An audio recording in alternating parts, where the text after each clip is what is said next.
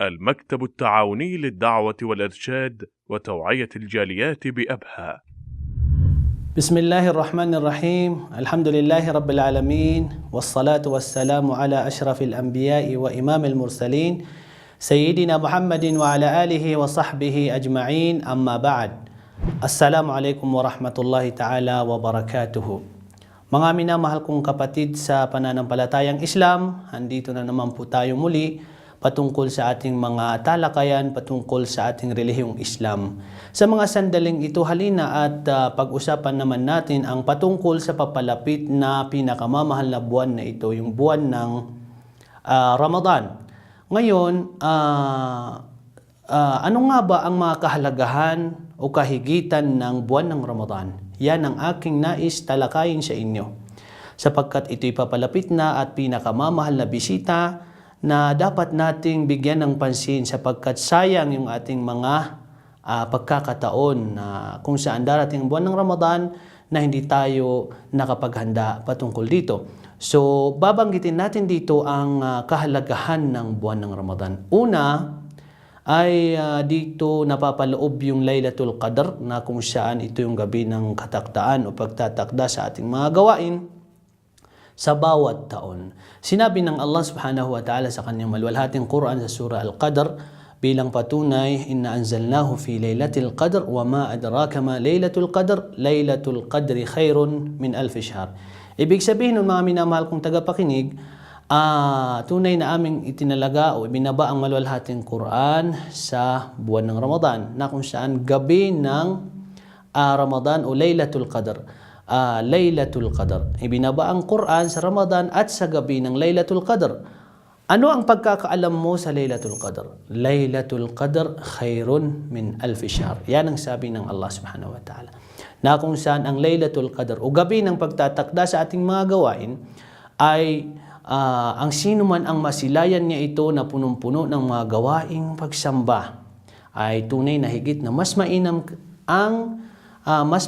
kaya sa kanya yon kaysa sa 1,000 buwan ng mga gawaing pagsamba. Allahu Akbar.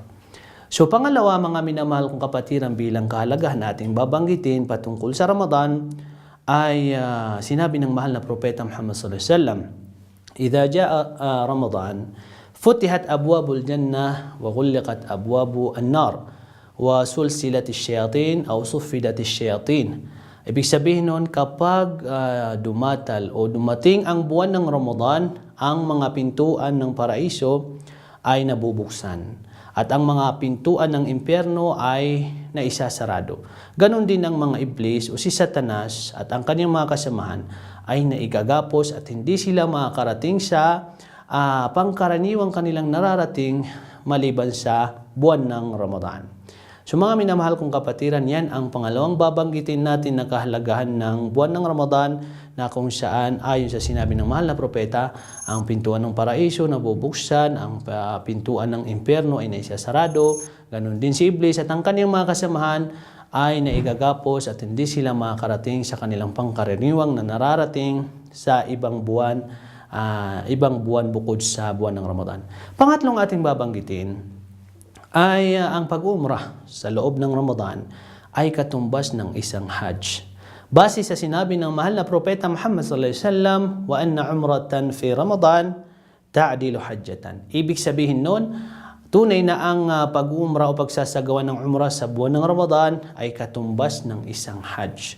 Yan ang sinabi ng mahal na propeta Muhammad sallallahu alaihi wasallam. At pang-apat na ating babanggitin bilang kahalagahan ng buwan ng Ramadan ay dito mismo ibinaba ang maluwalhating Quran sa ating mahal na propeta na si Muhammad, sumakanya nawa ang kapayapaan. Sinabi ng Allah bilang patunay sa surah Al-Baqarah 185, Shahru Ramadan alladhi unzila fihi al-Quranu hudan linnas.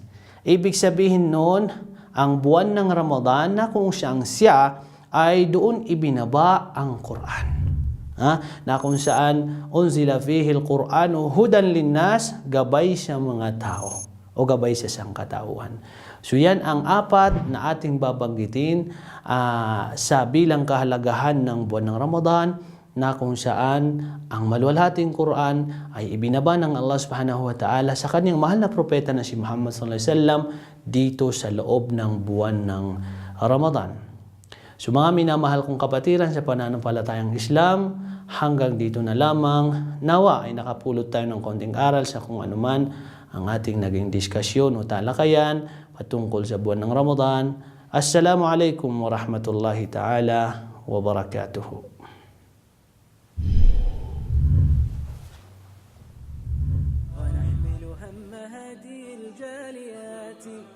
بآيات الكتاب البينات بها كم أبصروا سبل النجاة فضجوا بالشهادة ناطقين